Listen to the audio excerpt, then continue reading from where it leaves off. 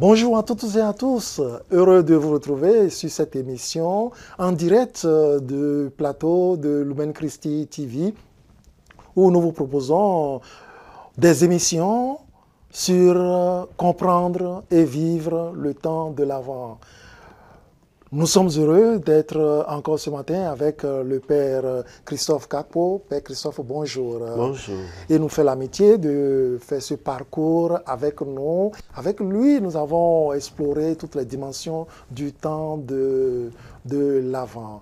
Père Christophe, quand on parle de l'Avent, le temps de l'Avent, ça nécessite une préparation. Ça nécessite qu'on mette, c'est-à-dire tout son cœur, tout son corps en branle pour préparer cet avènement, ce grand mystère qui nous attend. Parlant des préparations, quelles sont les différentes préparations que nous pouvons quand même offrir au peuple de Dieu? Le temps de l'Avent est structuré en 3 moments de préparation. Le premier moment est le moment de la préparation lointaine, la première semaine. Le deuxième moment est le moment de la préparation prochaine, la deuxième et la troisième semaine. Et puis, le dernier moment est la préparation immédiate. Lointaine, prochaine, immédiate. Un lien peut-être? Oui, nous avons des figures. Les figures que nous aurons dans la première semaine, c'est la figure d'Isaïe, où sera marquées les promesses aux patriarches, les promesses au peuple, les promesses messianiques. Et puis, dans la deuxième, troisième semaine, nous aurons une figure, la figure du précurseur, Jean-Baptiste. Et puis, les figures de la préparation immédiate même du peuple, où la fille de Sion, on l'interpelle pour qu'elle s'apprête. Et puis, dans la dernière semaine, où à partir du 17, nous aurons la figure de Marie et tout le drame qui va se jouer. Marie, Joseph, Zacharie, Élisabeth et Jean-Baptiste. Alors, il y a un lien intrinsèque entre les 4 semaines du temps de l'Avent.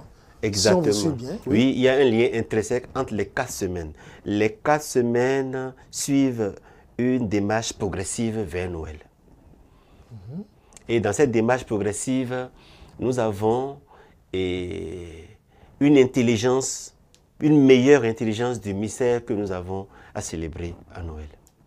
Très bien. Et quand on parcourt un peu les antiennes aussi, les collectes, ces jours-ci, c'est plein de richesses pour nous.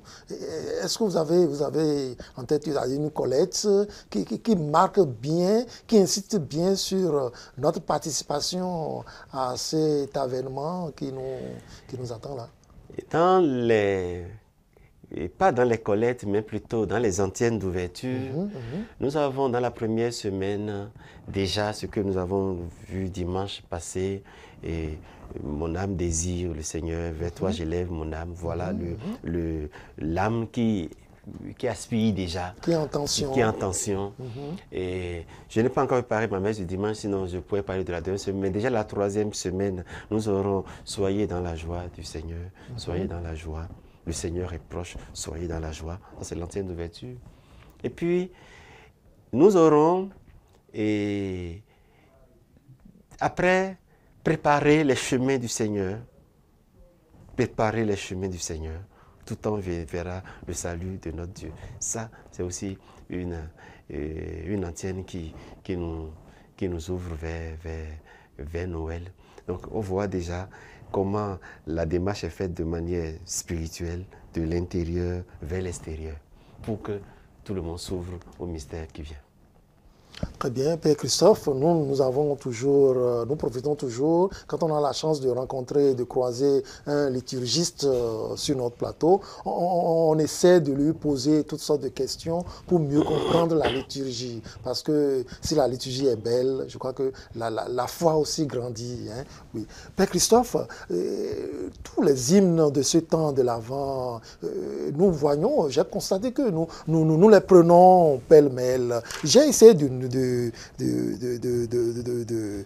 d'arranger ici quelques hymnes de notifier ici quelques hymnes. Par exemple, vienne la rosée sur la terre, debout le Seigneur vient, bientôt le jour se lèvera, viens pour notre attente, fille de Sion. Et voilà, tout ça. Père Christophe, dites-nous, avons-nous l'autorisation de les exécuter comme on le veut, ou bien il y a une hiérarchie, il y a une chronologie dans l'exécution de ces hymnes-là? Merci beaucoup. Le chant est le reflet de l'écologie, de la théologie, des antiennes, des lectures que nous propose le temps de l'Avent. Alors, il faudrait que le chant liturgique soit en harmonie avec ce qui est célébré, objectivement. On ne peut pas prendre un chant de la préparation immédiate pendant que nous sommes en train de faire la préparation lointaine.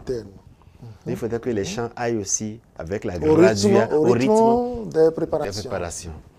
Par exemple, vienne la rosée sur la terre serait bien indiqué pour une première semaine. Viens pour notre attente. Oui, l'antienne du dimanche dernier allait bien avec viens pour notre attente. Le tas plus pour notre devant vient. Préparation lointaine. Préparation toujours lointaine. Bientôt le jour se lèvera.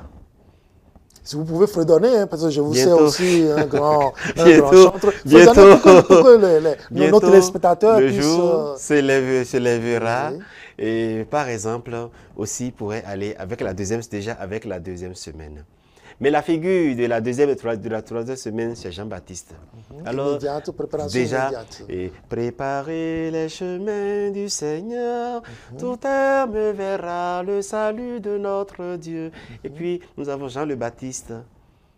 Jean le Baptiste, qui même à un moment, il y a même un test dans un test évangélique de l'Avent où Jean le Baptiste va demander au Seigneur, es-tu celui qui doit venir ou devons-nous attendre l'autre? Es-tu celui qui doit venir? Là, le test doit aller coller avec cette préparation-là. Et puis, dès que nous atteignons la dernière semaine, la préparation immédiate, venez divin Messie, et ça. Dès qu'on l'entend, on sait que bon, le Messie est proche. L'Angelus que nous prions tous les jours devient aussi un chant phare de la semaine de préparation. Voici que l'ange Gabriel, voilà. Et puis, on aura un cocktail dans la dernière semaine. Cocktail de Jean-Baptiste avec Marie, et tous les chants vont aller. Debout, le Seigneur vient, aller. Là, tout le monde sait que bon, il est là. Vous avez sans doute un mot adressé à l'endroit de ceux qui préparent la liturgie, de nos chorales, voilà, pour que quand même ce temps de l'Avent soit aussi bien vécu à leur niveau. Justement. Et là où j'ajoute les chorales dans ce sens-là, à revoir les antiennes d'ouverture, être collés aux antiennes d'ouverture de l'Avent, parce que le temporal prime.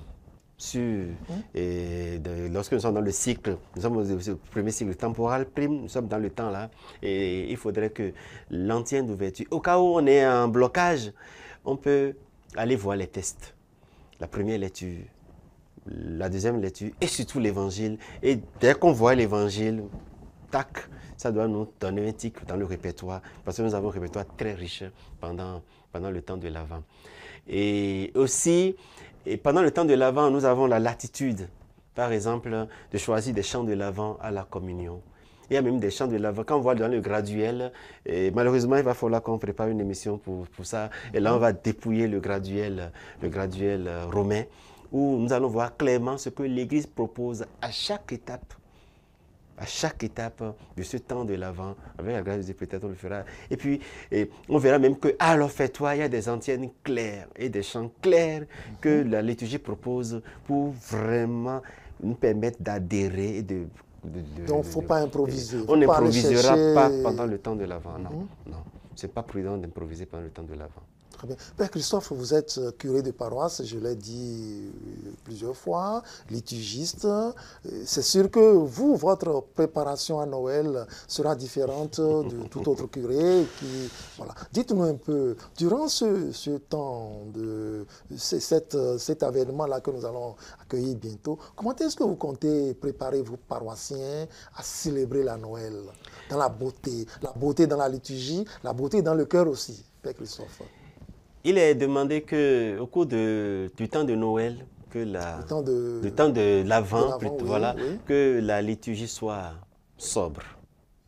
Mais ce n'est pas une sobriété où nous allons dépouiller l'autel. Et j'ai eu la chance d'étudier en Europe et de voir aussi quelques pratiques. Là-bas, ils font la couronne de l'Avent. La couronne de l'Avent où nous avons 4 bougies, comme nous l'avons devant nos plateaux là, où on allume chaque bougie. Et progressivement, on décore bien. Oui. Et devant l'autel, on met les 4 bougies. Et tout le monde sait à quel dimanche on est. C'est d'ailleurs multicolore, là. Voilà, on sait que le rose, c'est la 3e semaine d'office. Et puis, progressivement, tout le monde voit la démarche. Et au cours de la célébration de tout ce temps, la liturgie porte l'allure que nous voyons avec les bougies. Tout a un sens. Tout a un sens. Et puis, avec la communauté, n'oublions pas qu'au départ, le temps de l'Avent a une connotation pénitentielle. Ce n'est pas parce que cette connotation n'existe plus qu'on ne peut plus exhorter les gens à la pénitence. On pourrait, je venais d'un vicariat où on faisait les sacrements de pénitence et conciliation pendant le temps de l'Avent en groupe. Moi, je le fais à une recollection de l'Avent. Donc c'est conseillé pour célébrer Noël. Il faut se préparer. Il faut préparer le cœur aussi. Puis on dit préparer. Jean-Baptiste nous dit préparer les chemins du Seigneur. Et les chemins du Seigneur que nous avons préparés aujourd'hui, c'est notre démarche de sainteté vers la rencontre du Messie. Ça, c'est la deuxième. Et puis, la crèche. La crèche ne vient pas non plus comme un cheveu sur la soupe, non. Il faut mettre la participation des fidèles. Et chez moi, je demande à chaque CEB, communauté ecclésiale de base, de venir préparer la crèche. Je mets le socle de la crèche et puis nous ferons des paraliturgies progressivement à partir de la dernière semaine. Et chaque communauté la prépare de quelle façon? Premièrement, chaque communauté la prépare. Il y a la célébration de la parole. Et puis nous avons l'antienne eau du jour. L'antienne eau du jour qu'on explique qu'il y a une catéchèse autour de l'antienne eau du jour. Et puis la communauté ira chercher un personnage de la crèche qu'il mettra dans la crèche. Par exemple, un mouton, pourquoi pas, un berger. Bon, on sait que Joseph et Marie viendront totalement à la fin. Et puis Jésus vient à Noël. Et donc la communauté s'apprête, confession et recollection, et puis c'est tous les CEB, mais c'est toutes les communautés de base, mais à chaque étape, une communauté de base est mise en responsable pour organiser.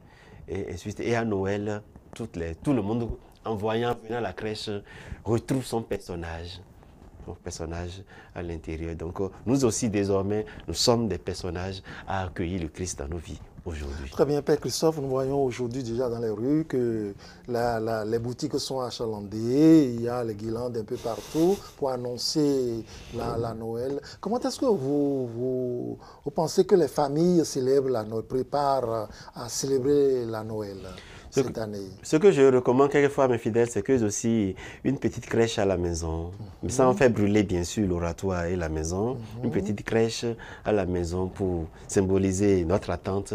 La crèche, c'est le moment de la crèche, alors chacun prépare un petit coin de prière jusqu'à Sainte Famille, ou moins jusqu'à l'Épiphanie. Mais il ne faudrait pas que nous perdions essentiellement le temps dans la société de consommation que nous sommes. Et on pense que Noël n'est pas la fête des enfants seulement. C'est la fête de l'enfance spirituelle. Et nous tous, nous sommes les enfants de Dieu. Alors Noël, c'est notre fête. où nous accueillons Dieu comme un enfant et il nous réapprend à vivre cette innocence originelle pour pouvoir plaire à Dieu. Très bien, merci Père Christophe. Nous sommes des enfants et Dieu est notre Père. C'est d'ailleurs lui qui nous tend la main. Alors saisissons la main que Dieu nous tend durant ce temps de l'Avent. Demeurons dans l'espérance, pèlerins d'espérance. C'est d'ailleurs le thème de cette année jubilaire. Je vous souhaite de passer de très bons moments autour de l'enfant Jésus qui est là pour nous apporter bonheur, joie, espérance et pour attiser notre foi à la suite de Dieu le Père. Que cette année jubilaire soit une année fructueuse pour chacun de vous. Je vous remercie. Vous pouvez toujours suivre cette émission sur notre site internet www.lumenChristiTV.com qui s'affiche au bas de votre écran. Soyez bénis dans le nom du Seigneur Jésus.